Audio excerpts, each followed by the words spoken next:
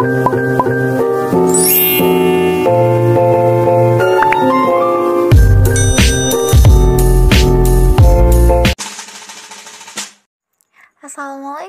teman-teman. Halo, perkenalkan nama saya Hana Fitra dari kelas 11 IPS 2. Di sini saya akan membahas bagaimana respon bangsa Indonesia terhadap kolonialisme dan imperialisme di bidang ekonomi. Nah, sebelum dibahas lebih lanjut, apakah teman-teman semua tahu apa itu kolonialisme dan imperialisme? Jadi, kolonialisme adalah paham tentang penguasaan oleh suatu negara atas daerah atau bangsa lain dengan maksud untuk memperluas negara itu. Sedangkan imperialisme adalah saat sebuah negara melakukan politik untuk menguasai negara lain secara paksa. Imperialisme sendiri tidak hanya terbatas dengan perebutan lewat kekuasaan senjata, karena bisa dilakukan melalui ekonomi, ideologi, agama, dan kultur. Nah, langsung saja kita masuk ke latar belakang. Melalui penjajahan samudra, bangsa-bangsa Eropa antara lain Portugis, Belanda, Inggris, dan Spanyol berhasil mencapai Kepulauan Nusantara.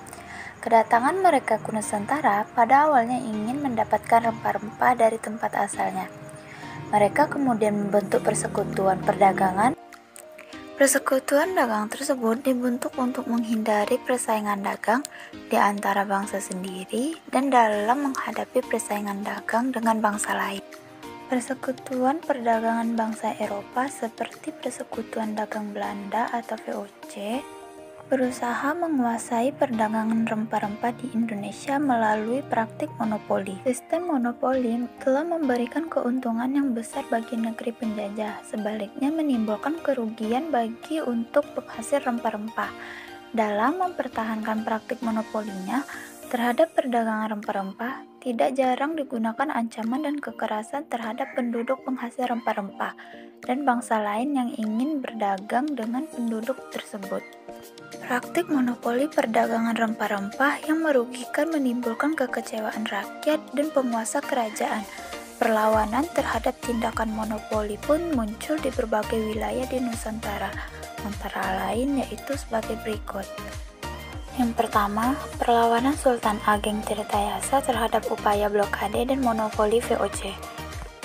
Selain potensi alam dan letak geografis, VOC juga membutuhkan Banten sebagai pusat pertemuan dan fasilitas-fasilitas pengangkutan laut. Oleh karena itu, VOC di bawah pimpinan Gubernur Jenderal John Maeshoeker berusaha menguasai Banten dengan memblokade akses menuju pelabuhan Banten. Tujuannya untuk memperlemah perekonomian Banten.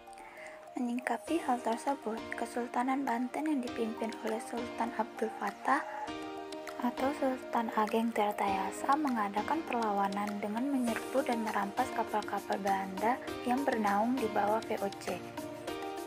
Dengan perlawanan tersebut, Sultan Ageng Tirtayasa berharap VOC meninggalkan Banten, sehingga peperangan antara Banten dan VOC pun terjadi. Untuk memperkuat pasukannya, Sultan Ageng Tirtayasa meminta bantuan kepada Turki, Inggris, Denmark, dan Prancis. Sementara itu, VOC juga melakukan penyatuan kekuatan dengan menyewa seradu-seradu dari Ternate, Kejawaan, Bali, Makassar, dan Bugis. VOC menggunakan siasat adu domba untuk menaklukkan Banten antara Sultan Ageng Tirtayasa dengan putranya Sultan Haji. Dengan tipu muslihat, pasukan VOC yang dibantu oleh Sultan Haji berhasil menangkap Sultan Ageng Tirtayasa. Kemudian, Sultan Ageng Tirtayasa dipenjarakan di Batavia sampai ia meninggal. Pada tanggal 17 April 1684 ditandatanganilah perjanjian dalam bahasa Belanda, Jawa, dan Melayu yang berisi 10 pasal. Perjanjian inilah yang menandai berakhirnya kekuasaan Kesultanan Banten dan dimulainya monopoli VOC atas Banten. Dengan demikian berakhirlah perlawanan Sultan Ageng Tirtayasa. Yang kedua, perlawanan Makassar terhadap monopoli VOC. Perlawanan Kerajaan Makassar terhadap VOC dipimpin oleh Sultan Hasanuddin. Keinginan VOC untuk melakukan praktik monopoli perdagangan ditentang oleh Sultan Hasanuddin yang menetapkan perdagangan bebas di wilayahnya. Sultan Hasanuddin memimpin pertempuran perlawanan VOC yang dipimpin oleh Spelman. Pertempuran pun berkorban di Banten dan Makassar, antara pasukan Bone yang dipimpin oleh Arupalaka melawan pasukan kerajaan Makassar yang dipimpin oleh Sultan Hasanuddin. VOC datang memberikan bantuan karena keberaniannya. VOC memberikan julukan ayam jantan dari timur kepada Sultan Hasanuddin karena VOC merasakan dahsyatnya perlawanan Sultan Hasanuddin. Selain mendapatkan bantuan dari Arupalaka, VOC juga mendapatkan bantuan dari orang-orang Ambon di bawah pimpinan Kapitan Jongker. Sultan Hasanuddin menyerah dan terpaksa menandatangani perjanjian Bonggaya pada tanggal 18 November 1667. Dengan perjanjian tersebut, Sultan Hasanuddin juga bermaksud mencegah jatuhnya banyak korban di kedua belah pihak. Beberapa bulan kemudian, pertempuran berkobar lagi. Namun, akhirnya Sultan Hasanuddin kalah dan kembali menyerah. Sejak saat itu, para pejuang Makassar yang tidak mau lagi tunduk kepada VOC lalu pergi merantau, di antaranya pergi ke Jawa. Mereka kemudian bergabung dengan para pejuang Jawa melawan VOC. Para pejuang Makassar yang terkenal bergabung dengan pejuang Jawa tersebut, di antaranya adalah Kraeng Galesung. Yang ketiga yaitu perlawanan rakyat Saparua terhadap monopoli Belanda. Maluku sangat penting bagi Belanda karena daerah ini merupakan penghasil rempah-rempah. Monopoli perdagangan rempah-rempah di Maluku sudah dilakukan ratusan tahun oleh Belanda sampai jatuhnya VOC tahun 1799. Setelah itu, Maluku dikuasai oleh Inggris yang liberal. Penguasa Inggris di Maluku mengeluarkan peraturan yang meringankan beban rakyat.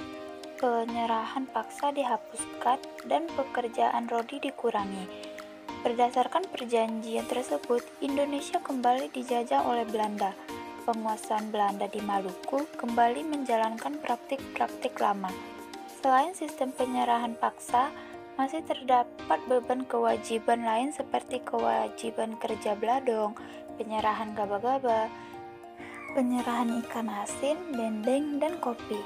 Akibat dari penderitaan rakyat itu, maka pada tahun 1817, rakyat Maluku bangkit melawan kekuasaan Belanda. Perlawanan rakyat Maluku berkobar di Pulau Saparua. Perlawanan rakyat Saparua menjalan ke Ambon, Seram, dan pulau-pulau lainnya. Untuk memadamkan perlawanan rakyat Maluku ini, Belanda mendatangkan pasukan dari Jawa. Rakyat akhirnya menyerah karena kekurangan makanan. Untuk menyelamatkan rakyat dari kelaparan, maka Patimura menyerahkan diri dan dihukum gantung di benteng New Victoria. Pemimpin perlawanan rakyat Maluku digantikan oleh Kristiana Marta Tiahahu, seorang pejuang wanita. Namun akhirnya ia juga ditangkap dalam perjalanan ketika akan diasingkan ke Pulau Jawa. Berpikir sejarah. Seandainya saya berada di dalam pertempuran perlawanan yang terjadi di Banten, Makassar, dan rakyat Saparua, mungkin saya juga akan ikut berjuang mempertahankan Indonesia, karena seperti yang kita ketahui bahwa sistem praktik monopoli yang dilakukan oleh VOC amat sangat merugikan bangsa Indonesia, karena hanya memberikan keuntungan yang sangat besar bagi negeri penjajah. Sebaliknya, menimbulkan kerugian dan penderitaan kepada masyarakat Indonesia atau masyarakat pribumi. Nah, jadi itulah sedikit penjelasan dari video saya. Terima kasih sudah mendengarkan dan menontonnya sampai akhir. Terima kasih semuanya. See you next time.